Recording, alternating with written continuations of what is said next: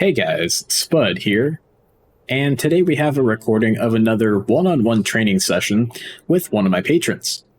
In the last training video, we talked about the syllabus that I usually take students through on their way to bringing them up from zero to hero in their favorite DCS World Aircraft.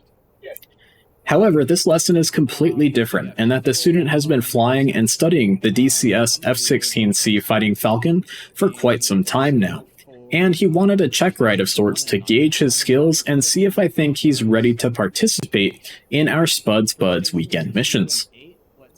These can be some of the most fun training sessions for me as the instructor because we have a really good base of skills that we can evaluate and then polish up if need be.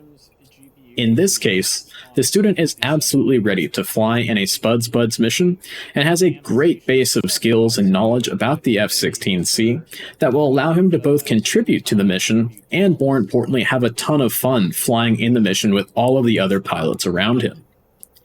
However, it will be a steep learning curve, and he still has a lot to learn, but all of the basics are there and ready to go, from navigating to targeting pod use to employment of PGMs, as well as a really good knack for air-to-air engagements that you'll see in a really clean shootdown of a couple of MiGs.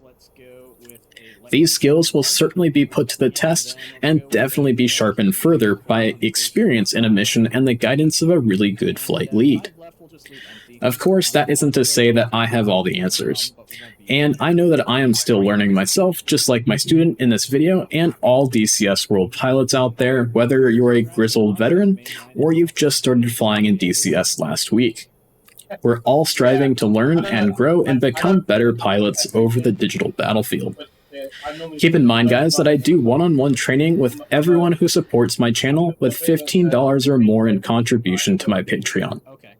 With the ups and downs of YouTube ad revenue, it's you guys who support my channel on Patreon that really make all the hard work that goes into DCS World content creation worth it. So massive, huge thanks to all you guys, and please enjoy the video.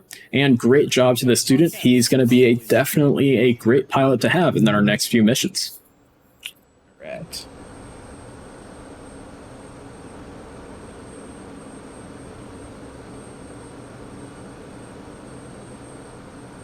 Yep, and just go through your normal cold start procedure, and I'll quiz you a little bit, make sure you're good to go with everything, and then we'll just get up in the air and get going.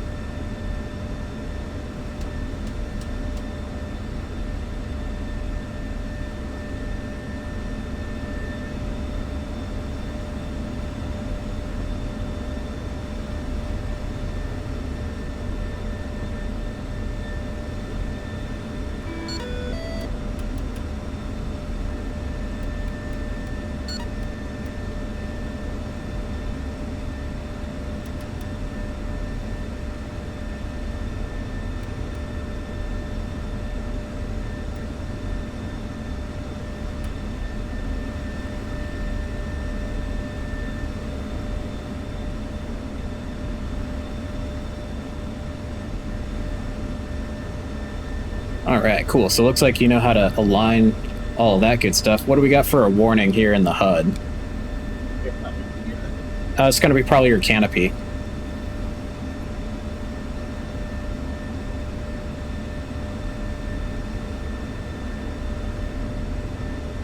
Alright.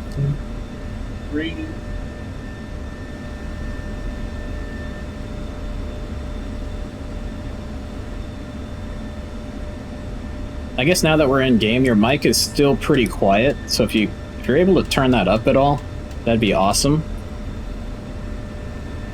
Okay, let me see. Okay.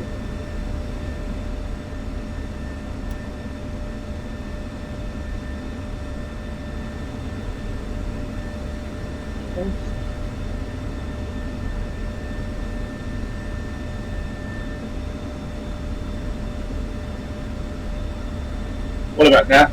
Was it picking up too much background? I mean, that's pretty good. I can hear you now, so that's good. Okay. All right. Cool. So I just got to align my HMD, then I'll have a green jet.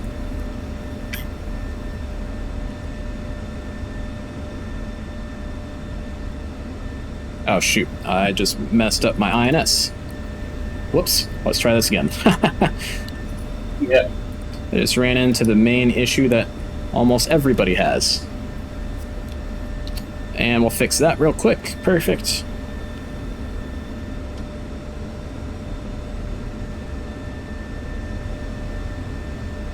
So one of the things that, we'll do in terms of, mass takeoffs and landings, right, is basically everybody will, the flight leads talk on the radio when you are at an airfield, or you're talking to ATC, or for the most part, it's really flight leads who will talk on the radio most. But basically, when you start up in a mission, you're all going to be in your jets, up, 2 to 4 guys in a flight.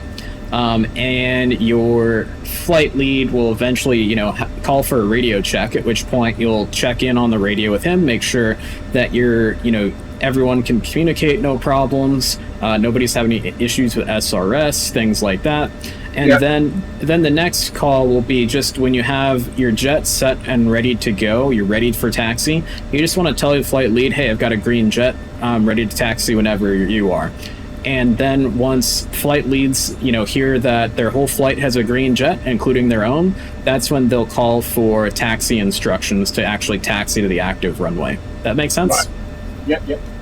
And that's more or less how they do it in real life. There's probably a little less communication in real life, but DCS, because everyone's, not a perfect skill level, there's usually more communication than is really necessary in DCS. And that's just the way it works, which is totally okay. For me in the F-16, when I get out of the terminal area, I almost always go for a 30-degree azimuth scan in TWIS with a 2-bar scan. And I usually preset that up on the ground. The squat switches in your F-16 will prevent power from flowing to your radar when you're sitting on the ground, so there's no need to really worry about, irradiating ground crew or anything like that. So you can definitely have power to your radar turned on. And I just gotta align my HMD here, and then we'll be good to rock and roll. All ready?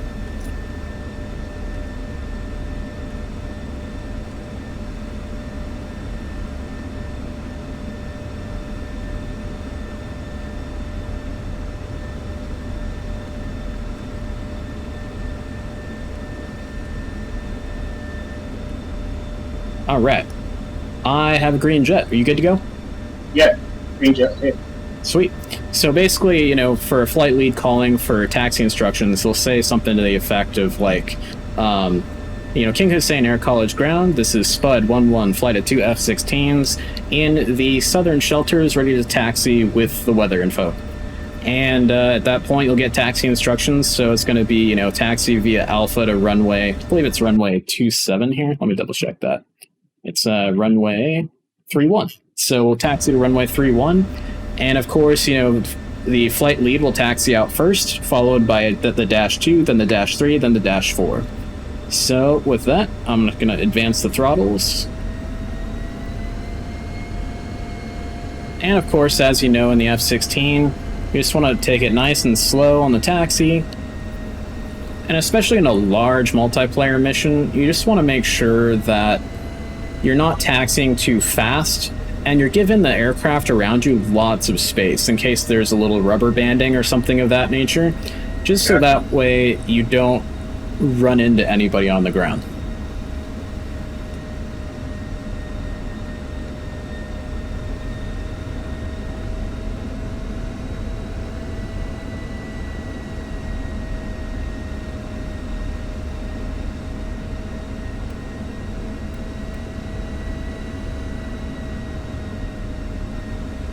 Not really a big deal in DCS, but in real life, You really only want to get your landing light on once you are out on the large taxiways, so that way you don't blind any pilots around you or any ground crew.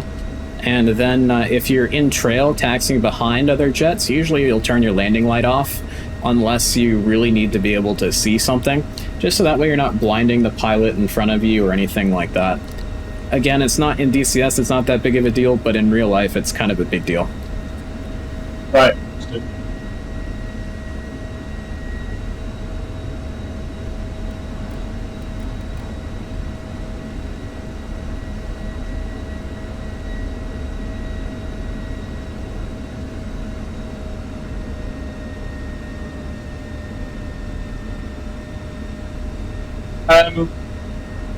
I know it's a while ago. I think you had a video. I call it taxiway etiquette, like knowing which runways to go on, what the signs mean, and things like that. Yeah. So unfortunately, the airfields on Syria aren't the best for that, and you kind of need to. There's not much in the way of taxiway signage on these airfields, so you kind of have to either get more progressive taxi instructions from the ground controller or the tower controller, which kind of means more like they'll watch you as you taxi and they'll be like, okay, turn left there, now turn right, now go straight, now stop there, kind of situation. The Persian Gulf airfields have really, really good taxiway signage because a lot of them are shared military and civilian airports for like airliners and things. So basically, you know, like there's not even a hold short line here for runway 31 here at King Hussein Air College. But basically when you're sitting where we're sitting now, waiting to take off, we're holding short of runway 31. And do you understand why runways have numbers?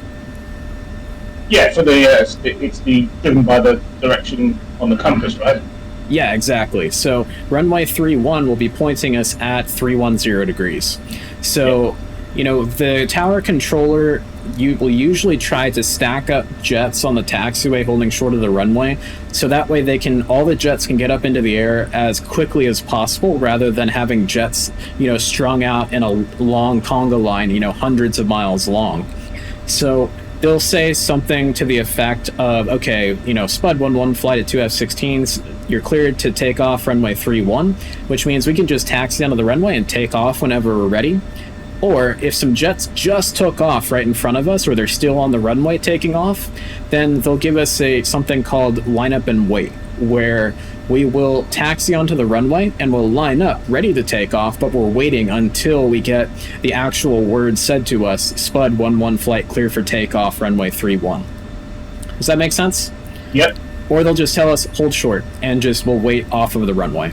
So your flight lead will probably say something to the effect of King Hussein Air College Tower, this is Spud 11 flight at 2 F-16s, ready, holding short 31. And the tower controller will come back and say, Spud 11 flight, King Hussein Air College Tower, cleared for takeoff, runway 31. At which case, the runway is ours, and we can take as little or as much time as we want.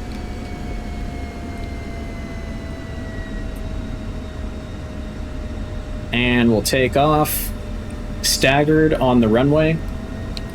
And you can either do a formation takeoff, or you can do an in-trail takeoff. If you're going to do an in-trail takeoff, you want to wait, you know, somewhere around in the neighborhood of around 10 seconds before you take off after your leader, so you don't hit their wake turbulence. 10 seconds, you said? Yeah. Okay. That's if you're doing a trail takeoff. If you're doing a formation takeoff, you want to make sure that you are taking off at the same time as your leader. So it looks like you did. Yeah, so real quick here, just so we have plenty of on-station time, it looks like you didn't get your fuel tanks on your inboard pylons, so let's make sure that we get those on there, so that way we have lots of on-station time.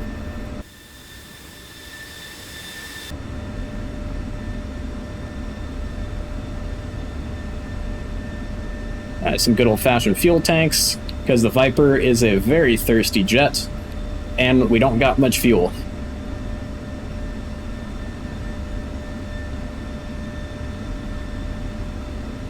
And we'll just take it a little bit here. So if you taxi onto the runway and you have some sort of a problem, It's good etiquette to, ask for permission to taxi off the runway, but technically, if you're cleared for takeoff or you're cleared to land, the runway is yours for as long as you need it. And all the other airplanes around you can go fuck off, basically. So cool. We got your 2 fuel tanks here. So for a formation takeoff, let's attempt it today. What we're gonna do is I'm gonna call you to hold full brakes. So I'll say brakes. You're gonna hold your wheel brakes. I'm gonna say run them up. At which point you're gonna run your power up to about full military power. Yep. Once our engines are spooled up and the brakes can no longer hold us, I'm gonna say release brakes, and then we're gonna start rolling together. And then I'm going to say burners, at which point we'll hit the burners, and then we'll start rocketing down the runway for our takeoff. Sound good? Right. Got it. All right. So brakes, and run them up. Release brakes. Burners. A little bit of crosswind. I didn't correct for that. And rotate.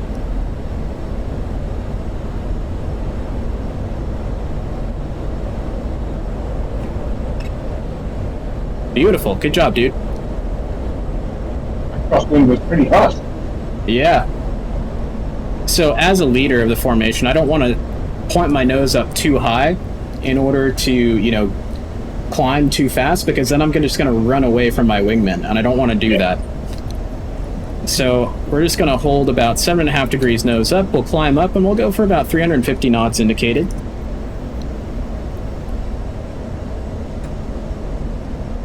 All right.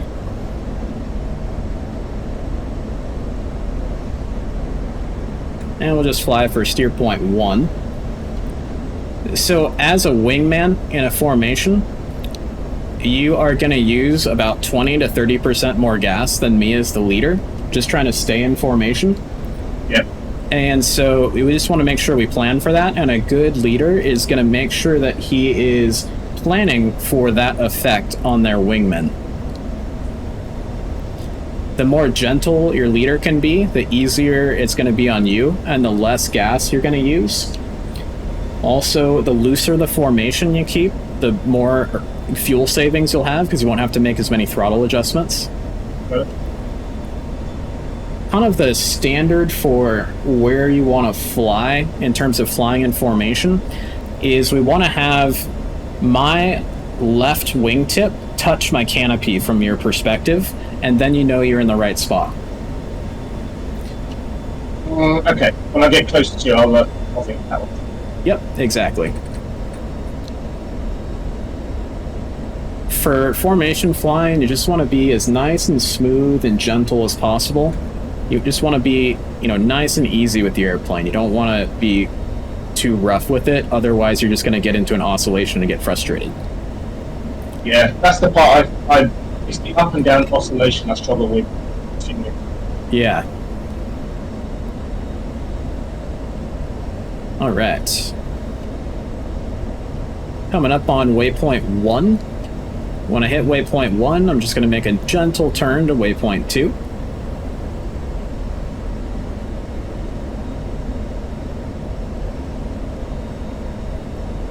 All right, 1,000 feet to go for the level off, so I'm just going to start gently bringing my nose down.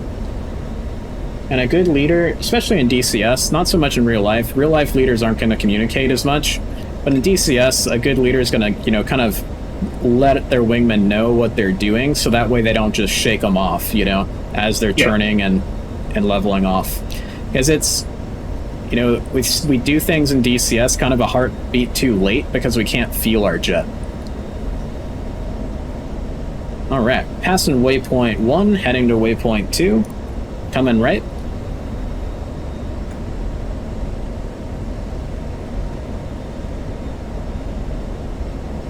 All right, so we've left the terminal area of the airport, so I'm going to swap over to air-to-ground mode and make sure I have power to my JDAMs, just so that way they are spinning up. And I always like to deliver my JDAMs in pre-plan mode.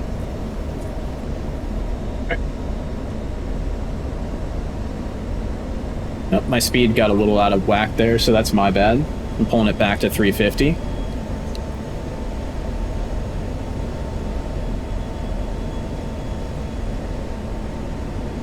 Comes altitude hold.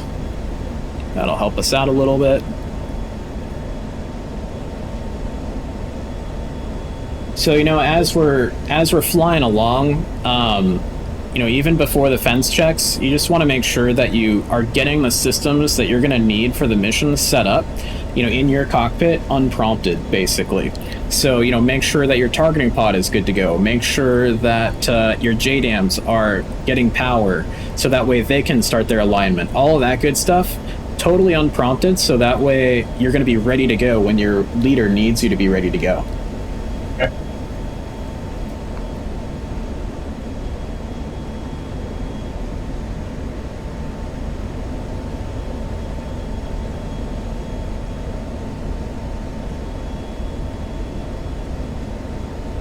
Alright, it's all good to go. Are we adjusting any of the parameters for that JDAM? Or What's that? are we changing any of the JDAM parameters there on the control screen?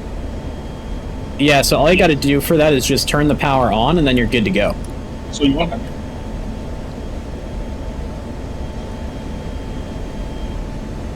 Just as you're working your weapon systems and stuff, just make sure that you're always aware of what's happening around you. So see how you kind of drifted behind me there? Yeah. And that's totally fine. If you prefer to be on my right wing, that's totally fine. I was actually following the drop line for the JDAM. That's what. Oh yes. Yeah. So don't worry about that stuff. It's all about following your leader until he detaches you to go and attack a target, right? So we don't want to start freelancing until the leader detaches us, basically. Got it. I can drift back over to the left if you want. What's that? I can drift back to the left if you want. Yeah, go for it. It's up to you.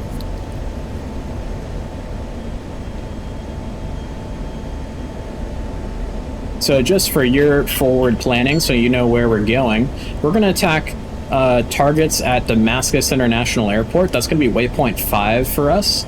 And we will be attacking targets on the ramp down there. So enemy aircraft, basically. We'll start off with employing our JDAMs, and then we'll move on to employing our LGBs, okay? Yep. Sweet. These SAMs out in front of us are not spawned yet. I spawned those via the F-10 radio options, so don't worry about those threat wings. We're going to fly into them, but don't worry about them. By the way, Yeah. you just said JDAMs and then LGBs. Yep. I think I'm carrying all JDAMs. That's okay. No worries. If you can drop JDAMs, then I'm pretty sure you're good to go. Just edging up to you a bit closer. Yep. So, in a fighter jet, if you were flying a helicopter right now, you'd be in perfect formation. But in a fighter jet, you want to be slightly below your lead, not above them. Just nice and slightly, either at their level or just slightly below. The reason is you got that big old nose out in front of your canopy, and it makes it harder to see me if you're up above me. But you're doing great. I'm just nitpicking at this point. That's okay.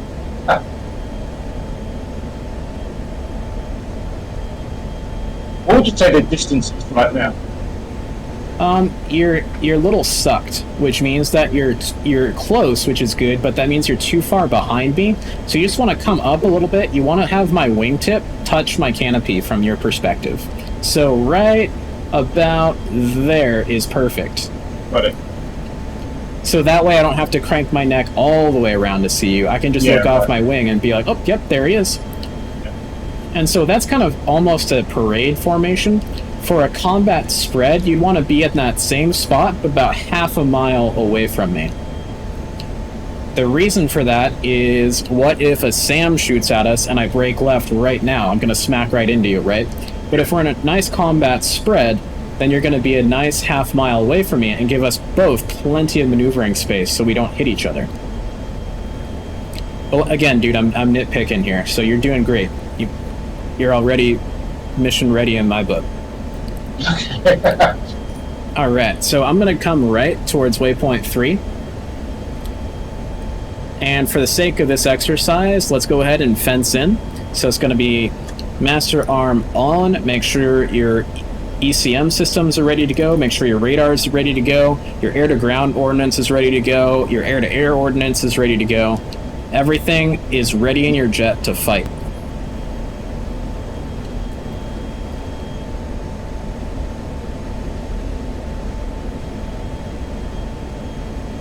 And so kind of like, in order to stay with me, so see how you're kind of sliding into me and you're getting a little low? Remember that in a turn, if you're on the outside of the turn, you actually have to gain altitude in order to stay in position. If you're on the inside of the turn, you have to lose altitude to stay in position. Yeah, I did always wonder about that. Okay. Yep, rolling out now. As well as, you know, your most important job is flying and staying in position with me, so that way you don't accidentally hit me. So, you know, when it comes to, you know, doing your fence checks, look down, master arm on. Okay, check your position, fly the jet, look down, ECM systems on. You know, do like one at a time kind of situation. Yeah. And again, we're inside of that SA6 threat ring. It doesn't exist right now, so it's not spawned, so don't worry about it. Okay. Alrighty.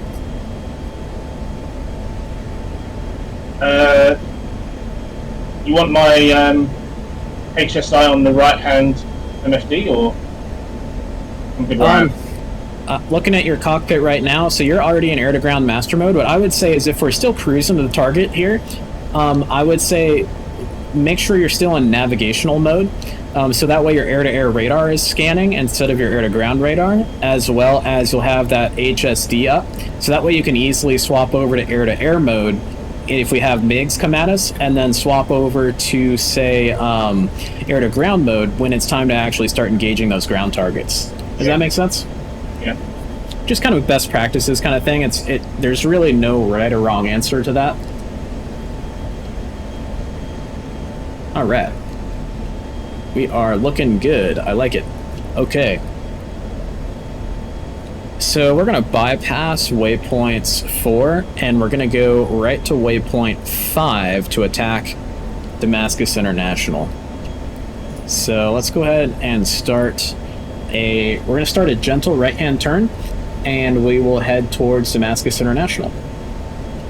Just keep in mind your strobe light is still on.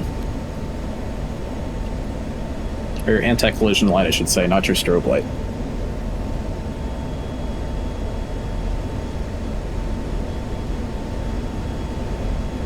And that's also, you know, something, if you're a wingman, you're there also there, you know, as support. So if one of my lights were still on, you would point that out. I point out that your light's still on, all that good stuff. So we're a team, right? It's not just a leader dictating to his wingman. Okay.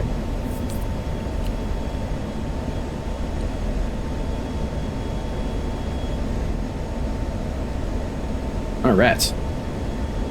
And you're pretty good to go on air-to-air combat too, right? Don't get enough practice, but I understand the radar things. Okay, cool. Yeah, so maybe I'll spawn in some MiGs to attack us once we get rid of our air-to-ground ordnance and see how you do with that. Okay.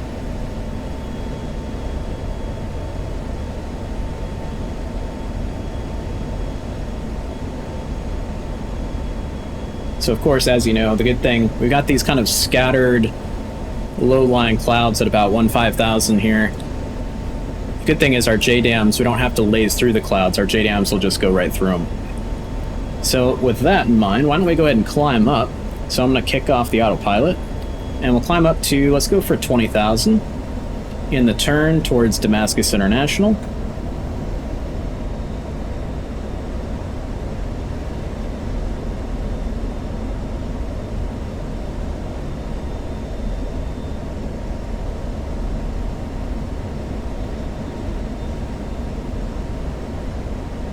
With our current loadout, our more or less usable ceiling is probably somewhere in the neighborhood of about 24,000 feet, so that's why we're going to make sure we level off at 20,000 and make sure we're below that. Okay.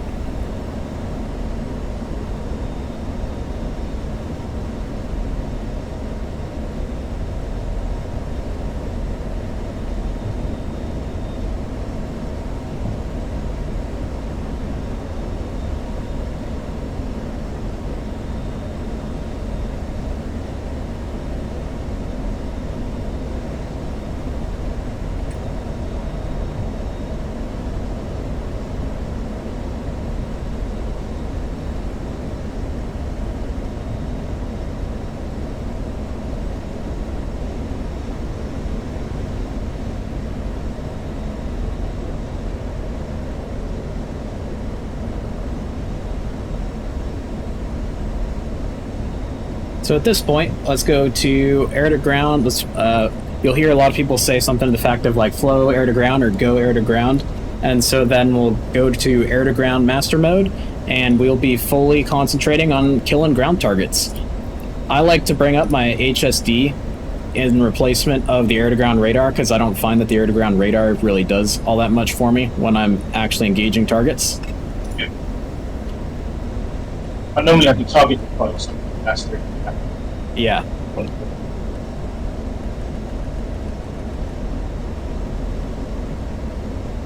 So definitely bring up that targeting pod, and we should have waypoint 5 already on top of the airfield down there.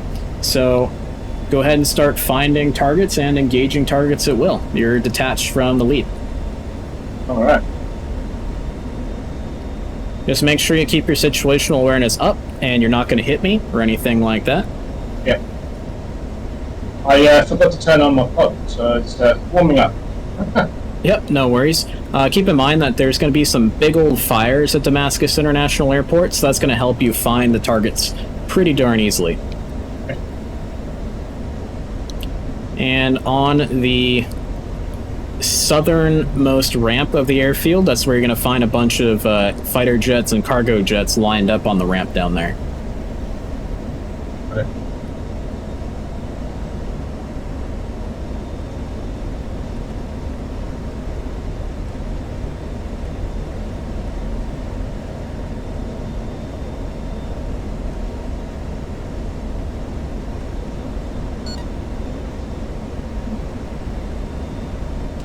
Alright, and while you're waiting for your pod to warm up, I'm just going to go ahead and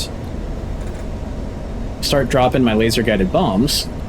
And go ahead and anchor where you're at, so that way you don't get too close to the target and get shot at while you're waiting for your targeting pod to warm up. Okay.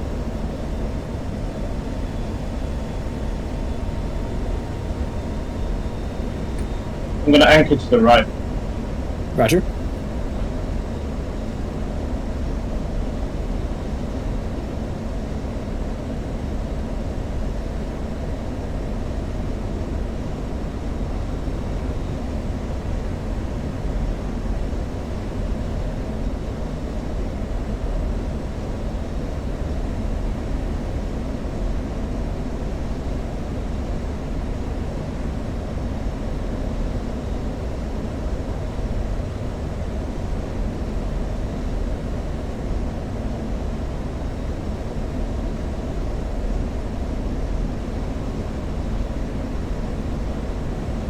Alright, splash 1.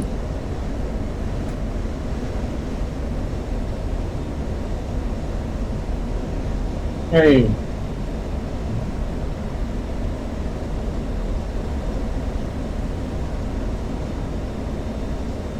Beautiful, there's that targeting pod.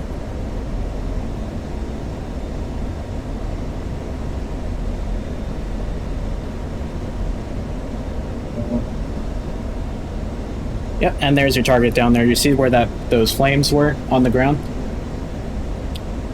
Oh, they're in touch it, yeah. Yep, so big thing that is very, very helpful when using the targeting pod is make sure that you're not on top of the target, if that makes sense. You want to make you have nice, good standoff range away from the target area, so that way you aren't going to have the pod trying to, overextend itself, trying to find things, and it's going to give you plenty of time to line up shots and then give you plenty of run-in time to make sure your weapons are all good to go for a good release.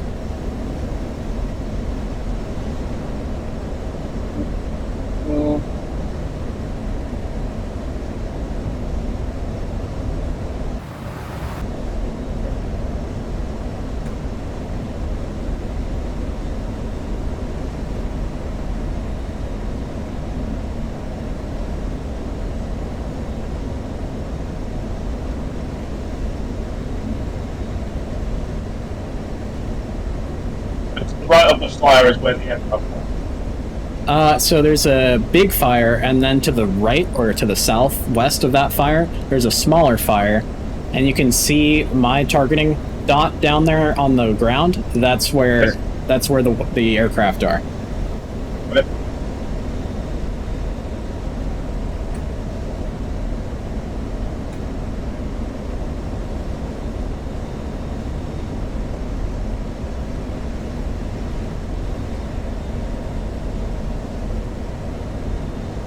Alright, got one locked up. Beautiful. Go ahead and kill it.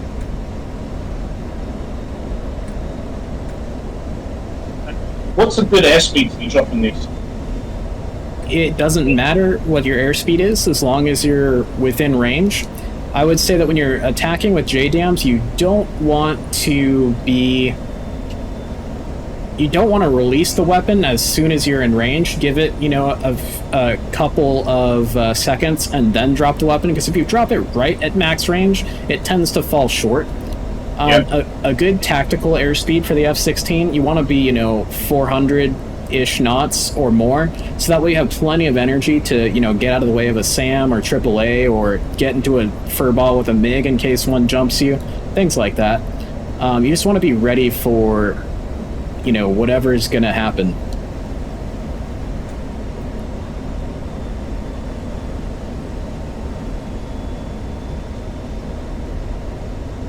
Hopefully I'll get a double kill out of this. Just release two of them. Yeah. And so you released your weapon already? Yep, I've released two. Oh, beautiful. Okay. Yeah, they look like they're flying good. Now you're getting pretty close to me, so, watch yourself and make sure you don't run into me, if that makes sense. Sure.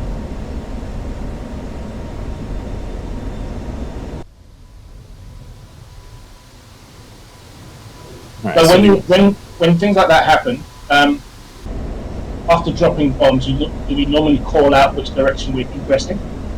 Yeah, so you would say, on your way inbound to drop the target, and you'll actually see me do this, and if you watch my latest mission video, you'll see me say, in from the west, or in from the south, or whatever it might be, and then you'll say, okay, I'm out to the north, or wherever it is.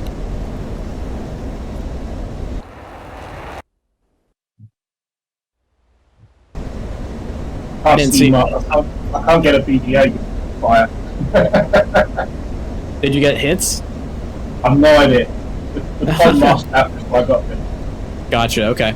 Let's see here. How can I see if you got a hit or not? I'm just flying around the north end of the airfield. Alright. So I would say, to then find some new targets for your JDAMs, I would, probably get, a good 15 nautical miles away from the target area. And that way, also you want to make sure if you're re-attacking a target, especially a defended target, you're not attacking on the same heading every time, on a perfect wagon wheel. Yeah. And plus, in this case, I want to be on the side where I can see the target as opposed to. Yep, exactly. Flying through the smoke. As well as you got, clouds to worry about, mountains down there, things like that. Okay, it looks like I didn't get the second target. I think I got the first one. Yeah, so make sure for that, if you're rippling off multiple JDAMs in a pass, make sure that on every new target, you're going TMS forward to set that new point.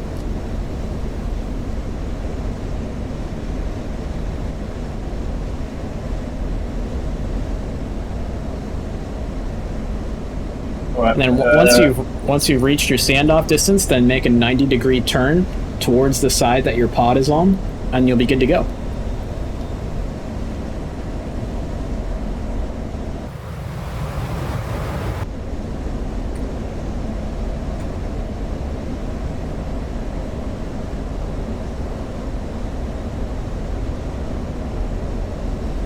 And what's your current altitude?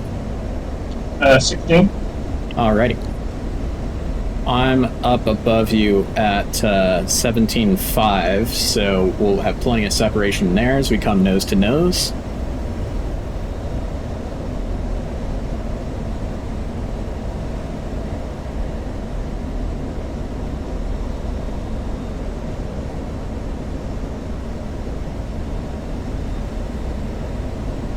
Day down away.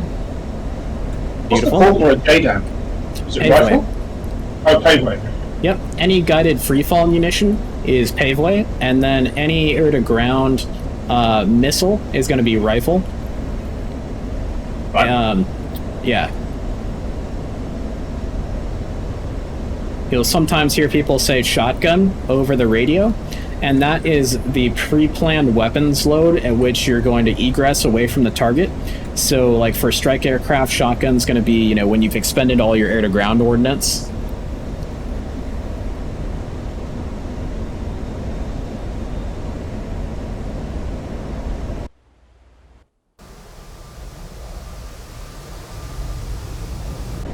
Yeah, it looks like your JDAMs are on a much better trajectory to hit some targets this time. Okay.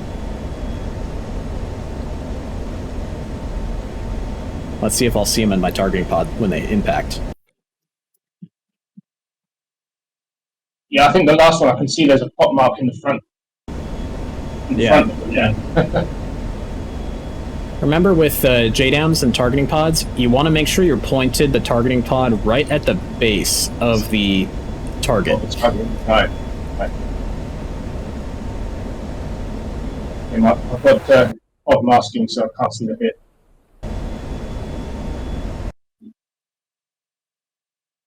Did you get it? Aren't they GPS guided? I mean, yeah, they are GPS guided. You don't have to stay with the target pod the entire time. Nope, you can go wherever you want once you've got your JDAM off the wing. It's a fire and forget weapon, but the only problem is you can't hit a moving target with it. Yeah. Alright, I'm gonna go ahead and ripple off my 2 JDAMs now.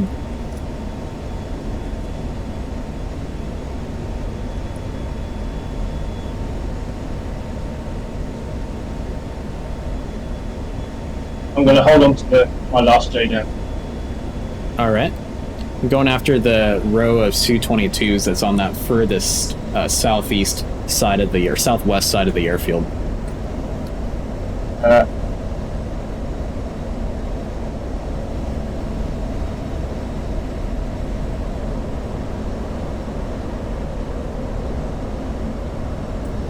And another thing to kind of think about when it comes to your weapons is the type of target that you're going after.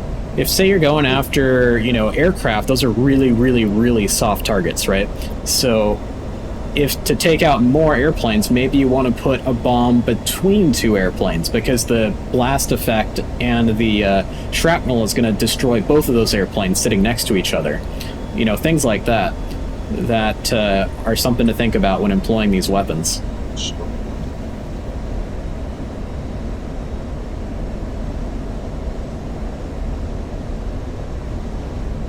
Alright, 2 JDAMs away.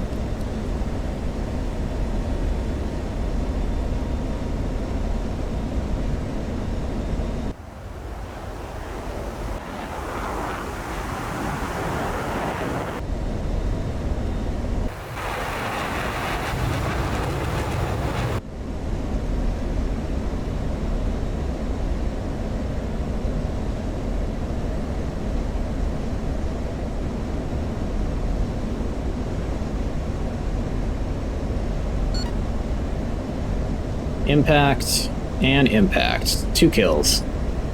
Alright. Yeah, go ahead and get rid of that last weapon, and I'll get rid of my last GBU, and we'll be out of here.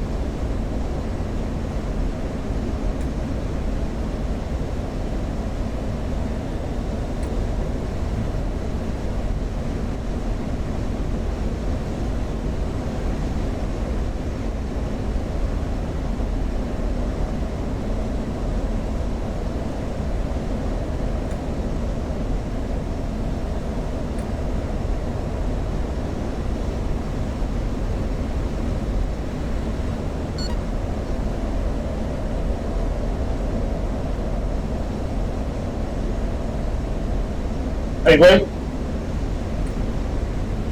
Fantastic.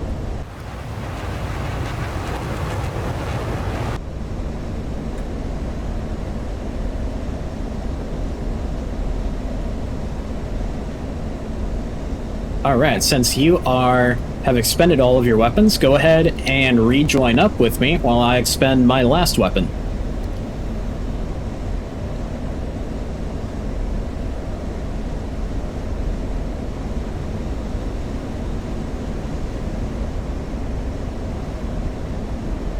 Oh yeah, that's it. Roger.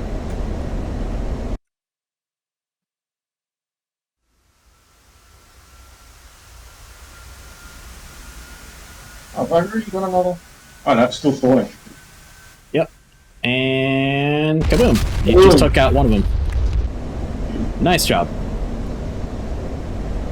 Alright, I'm in from the south, attacking one of those IL-76s as well.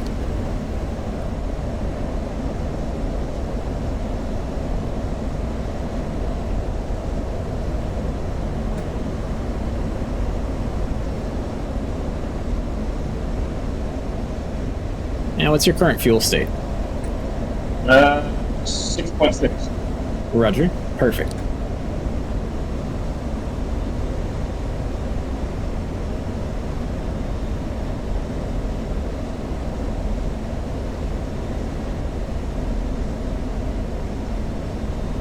I feel like you've just done a hard 90 towards the target, so I'm just going to...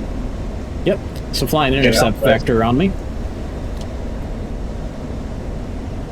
And don't hit me.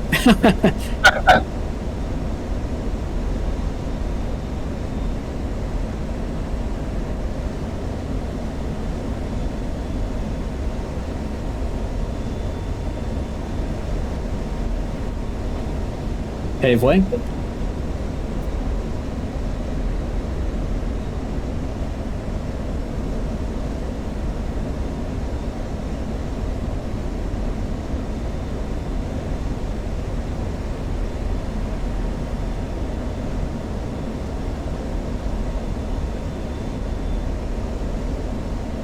And lasers sparkling.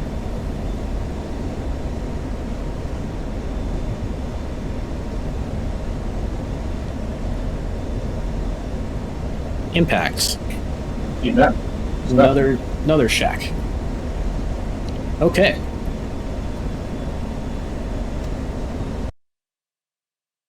Alright, switching back to nav.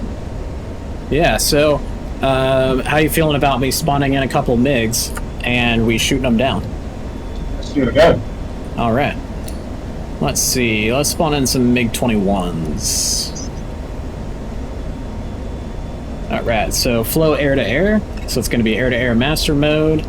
Make sure you got your radar set up the way you want it set up. In TWS mode, of course. HSD. Let's see where the bad guys are around us. Alright, so those MiG-21s are off of our... Oh, did they spawn on the ground? Oh, nope, they didn't. Where are they? I'm just going to pause it real quick. Just so that way we don't... Oh, okay, so you're going to be on our 6 o'clock here. They're currently a bra of 115 or for 35 nautical miles. So what we'll do here is, since you're closer to them, you'll be the shooter and I'll be support. And so we'll wheel around 180 degrees to our left-hand side and get them on our radar. And we'll shoot them down as far away from us as we possibly can, okay? Got it. All right, here we go. 3, 2, 1, unpause. All right, wheeling around to the left.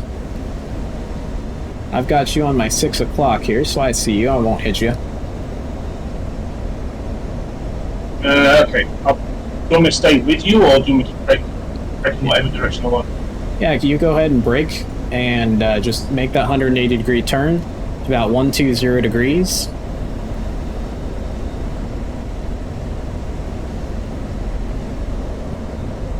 Going burner?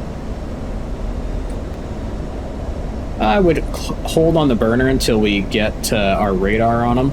We don't want to waste too much gas. Alright, so they're at 28,000 feet, so let's go ahead and go upstairs. 40 nautical miles out, heading 120.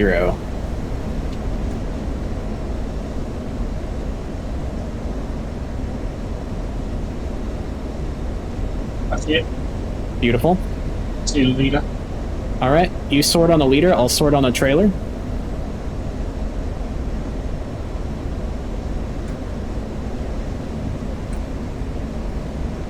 I'm in the west. Roger that. Wait a little bit. Okay, let's go burners and go upstairs here for the shot.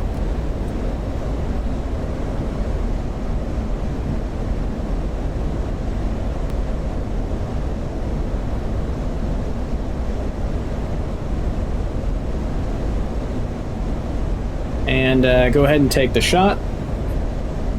Fox 3 on the trailer. Fox 3. Copy that, and let's crank to your left.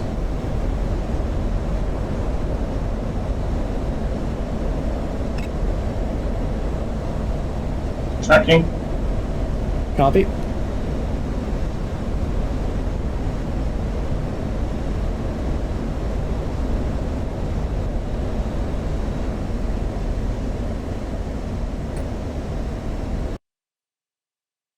Flash. 2 good splashes. Good job, dude. That was super clean. Alright. Nice job, man. Okay, rejoin up and let's head home. Alright. I see you at 25, correct? Yep, I'm at 25,000.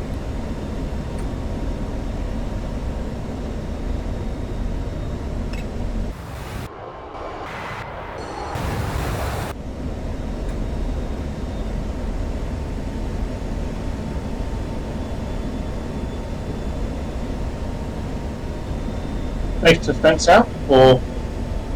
Let's hold on that for just a second. I'm going to go ahead and start turning towards waypoint 6. Do that. Actually, scratch that, waypoint 7. 2.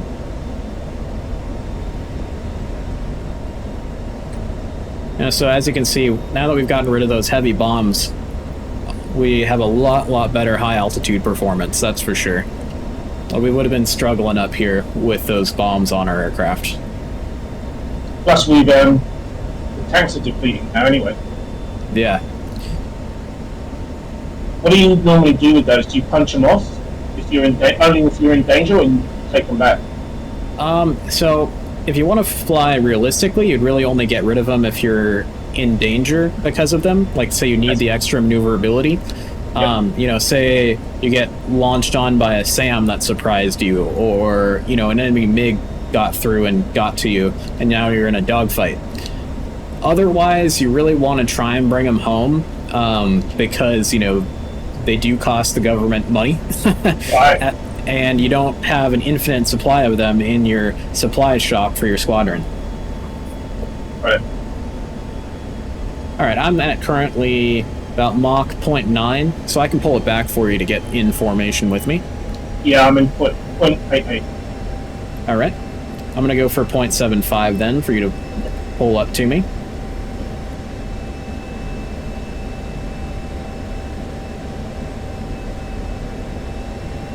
And how comfortable are you with doing, you know, an overhead brake to land?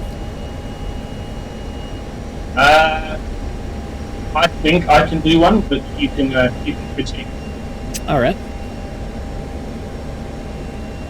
So what I'll have you do here is, this will happen a lot in a mission where you might get the lead of the formation transferred to you. So once you get into formation with me, I'm going to transfer the lead to you, and you're going to lead us home and lead us into the overhead pattern.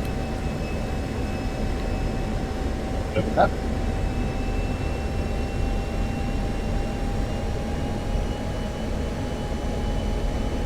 You want me to call the tower and everything? I'll get that for you. Okay. Just so that way you can hear what you would usually hear in the radios.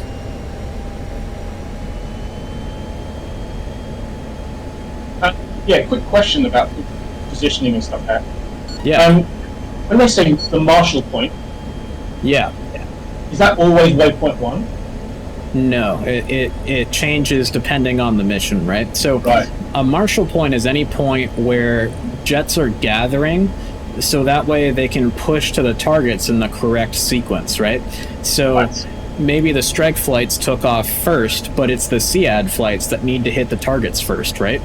So everyone, flies in a hold at the Marshall Point, so that way, the SEAD guys can catch up, and then they can push to their targets on time, and then, the strike flights will get behind them. Okay. So the mission parameters just take thing. Yep, and that's what a mission briefing is for, right? You spend more time briefing the mission than you do flying the mission, usually, at least in real life. In DCS, not so much, because people will get bored. Yeah. But, in real life, pilots will spend far more time on the ground talking about the mission than they will ever do flying the mission. Right. All right. So I'm pretty slow here, so what Yeah, I'll do is following. I'll just have you pass off my left here, and you'll have the lead. You'll fly us to waypoint 7, which will be our lineup point for our runway 31. Roger that.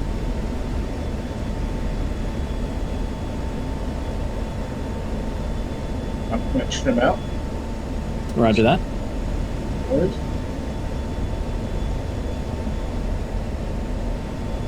Yeah, so I'm outrunning you now. I'm at Mach 0.83. So just make sure you just kind of pass me here on the left. Just do it visually. Don't even worry about the airspeeds. Okay. Just slowly pass me on my left.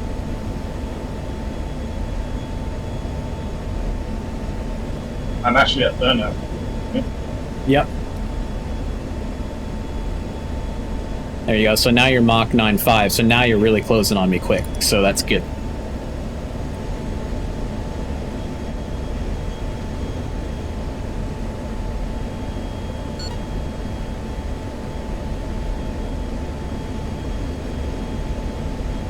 There he is.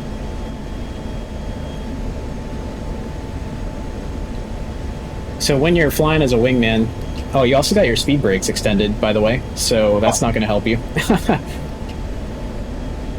Nice. There we go. Yeah, so make sure you remember the F-16, when you press on the speed brake, it's progressive, right? So your speed brakes will open a little bit, and then they'll open wider the longer you hold it.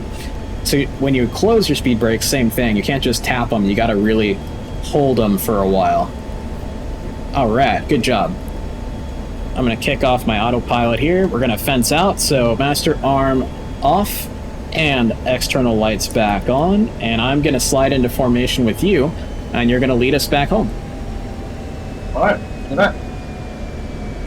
So we're pretty close to waypoint 7. We're about 23 nautical miles out, so let's go ahead and go for about a 5-degree nose down descent down into target, or down into the waypoint. And speed is your discretion. All right. I'm going to try and stay around at 360 up. Okay. And I like to see you use that primary data link track to keep track of my position on your HMD. That was really good. I like that.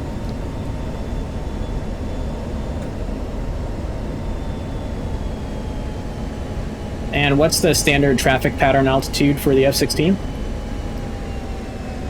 See, that I don't know. Okay, so that's going to be about 1,500 feet above field elevation. And looks like the teacher sucks at flying in formation. All right, leveling out at 21. Yep, so let's keep it coming down. Let's go down to about, let's go down to 7,000, just so that way we are going to be nice and low to get into that traffic pattern. I've got the field in sight off of our right at about our 2 o'clock.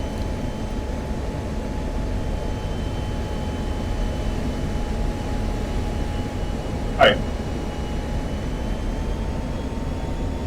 Now, is there a particular way that I need to approach the airfield? Is there a standard way? Yeah, so we're gonna fly on runway heading. Once we hit waypoint 7, we're going to turn pretty hard to waypoint 8, and we're going to fly over the top of the runway so the field elevation is about 2,000 feet. So let's fly at an altitude of about 3,500 feet over the top of the runway, and we'll enter a left-hand brake, and let's fly over the runway at 350 knots. So let's start that right-hand turn towards the runway, waypoint 8.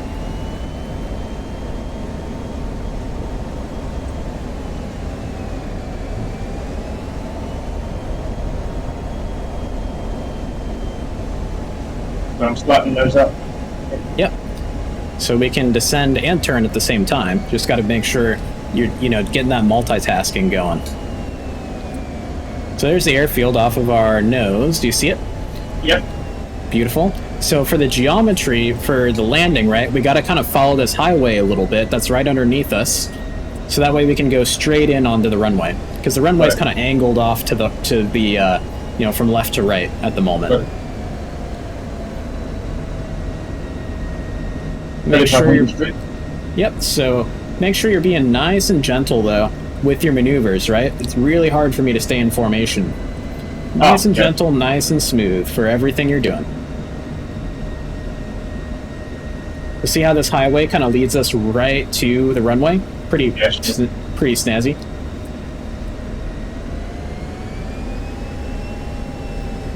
All right, looking good. Keep it coming down. Let's go for about 3,500 feet. Actually, scratch that. Let's go for 4,000. The traffic pattern altitude is not standard everywhere. It's kind of what the airfield will prefer. So keep an eye on your altitude. We're below 4,000 now. What did you say before? Let's say 4,000. It's all good. And so let's start turning towards that runway. See how we're kind of straight into the runway now? Yeah. Beautiful. Well, I'm slightly off. The lights have come on, but I'm slightly to the left. Yep. So just come back towards me here.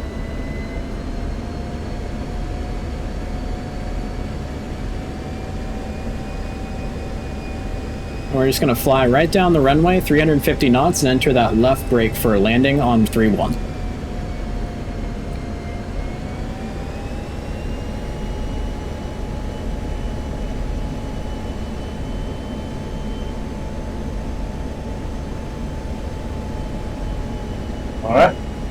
Alright, so halfway down the runway, you'll start your brake, so I'll call it off for you.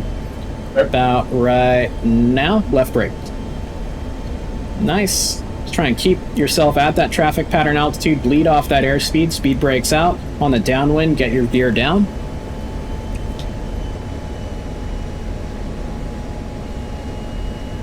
Alright, 2's in the brake.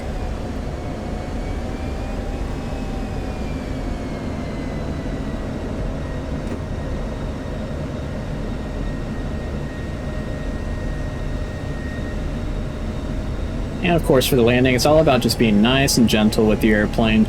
Lots of throttle adjustments, a little bit of nose up trim potentially to get your velocity vector into E bracket.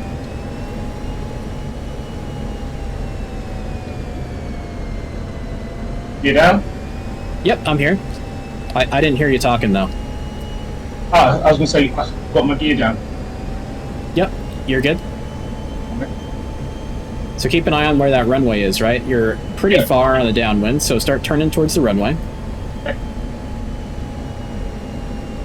So we really ideally want to start turning towards the runway once the runway's like at a 45-degree angle behind our wing.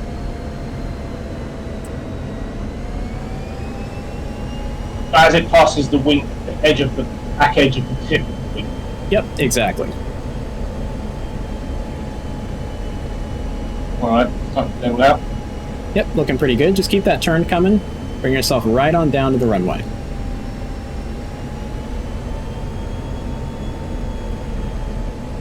Looking for that nice amber donut airspeed.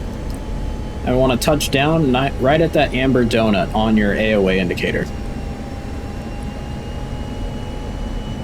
With the crosswind, we just want to make sure the velocity vector is on the runway, so make sure you add a little bit of power. You're a little low. There you go. Looking pretty good, actually. A little bit more power. See how your velocity vector is below the runway? You want to put that velocity vector right on the runway and keep it there.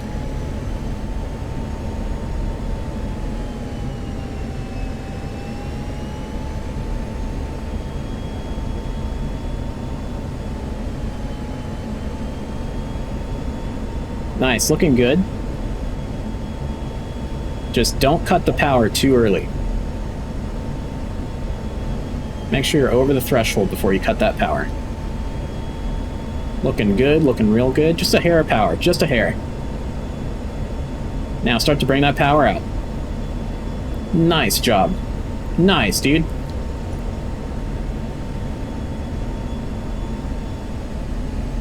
Alright, my pattern's gotten all crazy because I've been watching your screen. Alright, let's see if I can... Yep, get on that brake. Make sure... You got a nice long runway too, so you don't have any worries about overrunning the runway, so that's good.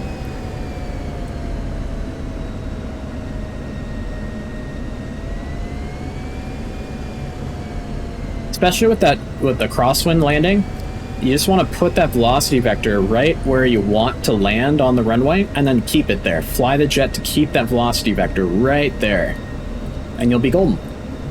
I normally try and keep it within the bands on the runway, or front of the runway, and land there. So. Well, that's good, because that's a touchdown zone. Yeah.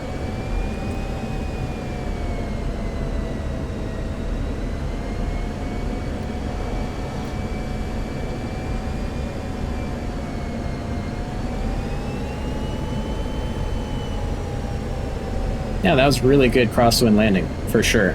Maybe got a little bit low on the approach. I'm coming in a little high on the approach, but so we want to try and avoid dragging our tail across the ground, you know, on the way to the runway.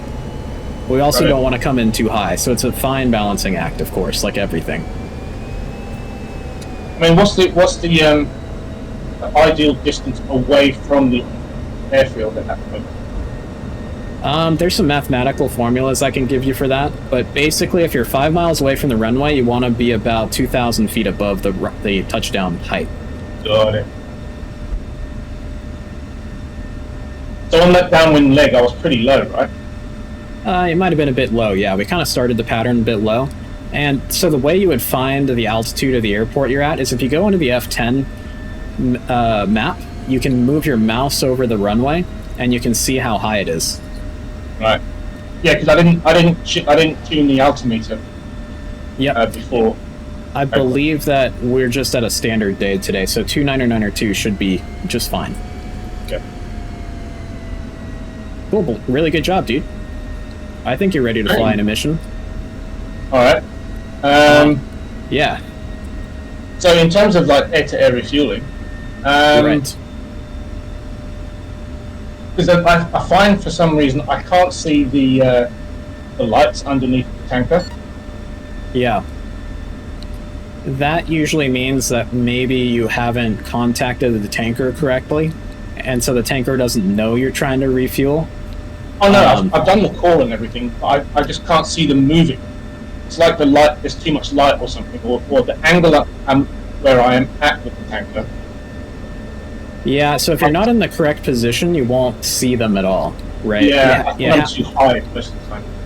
Yeah, a lot of people try to be too close to the tanker while trying to air-to-air refuel in the F-16.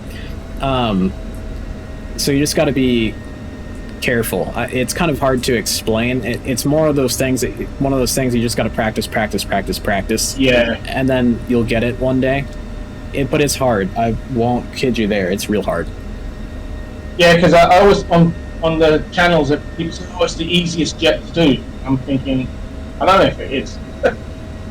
I would say the F-16, and in real life, yes, it would be the easiest. In DCS, there's the way, you know, we can't feel the jet, so we can't feel things like acceleration and stuff.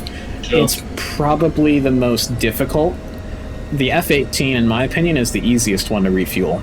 Because the probe is right out in front of you, and it's a probe and drogue system, and it's just easy. But yeah, the F-16 is probably the most difficult to air-to-air refuel, in my opinion. But, you know... The A-10's not so bad because you can see it right in front of you. It's the same probe, exactly. Got that vision to guide you. Yep. You really just have to trust it in the F-16 and follow those lights. And if you're not in position to see the lights, then you won't be able to see them. You just kind of got to adjust your position until you can see those things. Right.